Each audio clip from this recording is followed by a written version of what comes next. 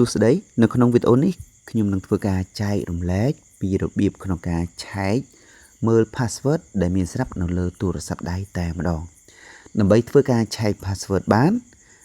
ជាដំបូងគ្រាន់តែធ្វើការចូលជាមួយពាក្យថា setting អញ្ចឹង scroll ចុះមកក្រោមបន្តិចហើយត្រូវស្វែងរកពាក្យថា Google បាទបន្ទាប់ពីយើងធ្វើការចុចត្រង់ចំណុចហ្នឹងវានឹងបង្ហាញបែបនេះអញ្ចឹងបងប្អូនអាចធ្វើការជ្រើសរើសនៅ Gmail ដែលយើងចង់ស្វែងរក password ណាបន្ទាប់មកយើងចុចកន្លែងសញ្ញាព្រួយ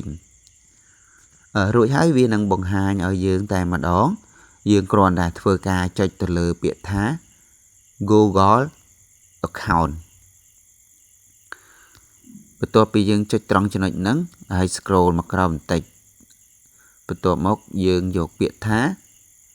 Google password បាទហើយត្រង់ចំណុចនេះដែរយើងចុចទៅលើ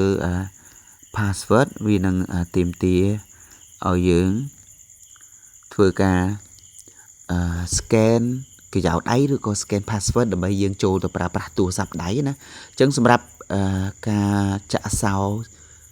screen ទូរស័ព្ទដៃយើងត្រូវធ្វើការ scan តាមរយៈកញ្ចោដៃក៏បានឬក៏យើងវាយនៅលេខកូដអញ្ចឹងត្រង់ចំណុចនេះខ្ញុំធ្វើការ scan នៅកញ្ចោដៃដើម្បីចូលទៅប្រើប្រាស់ទូរស័ព្ទដៃនៅពេលដែលយើងធ្វើការ scan រួចរាល់វានឹងបង្ហាញផ្ទៃបែបនេះតែម្ដងហើយបន្តមកទៀតតម្រូវយើងធ្វើការផ្លាស់ប្ដូរនៅ password ហើយត្រង់ចំណុចនេះមាន password ថ្មីទាំងលើទាំងក្រោមតម្រូវធ្វើការវាយឲ្យដូចគ្នាបែបបិទដល់ពេលដែលយើងវាយឲ្យដូចគ្នាហើយយើងអាចធ្វើការផ្លាស់ប្ដូរបានអញ្ចឹងក្នុងករណីដែលយើងវាយទៅខុសគឺវានឹងចេញសញ្ញាក្រហមមកយើងធ្វើការវាយឲ្យត្រឹមត្រូវអញ្ចឹងខ្ញុំសូមធ្វើការវាយម្ដងទៀតបន្ទាប់មកទៀតចុចត្រង់ចំណុចពាក្យថា change password ហើយត្រង់ចំណុចនេះគឺជាប្រភេទដែលយើងធ្វើការ log in ទៅលើទូរស័ព្ទមួយណាអញ្ចឹងវានឹងធ្វើការបង្ហាញឲ្យយើងដឹងតែម្ដងនៅពេលដែលយើងធ្វើការផ្លាស់ប្ដូរ password ណាបន្ទាប់មកយើងចុចធ្វើការផ្លាស់ប្ដូរ password មកបន្ទាប់ពីធ្វើការផ្លាស់ប្ដូរហើយ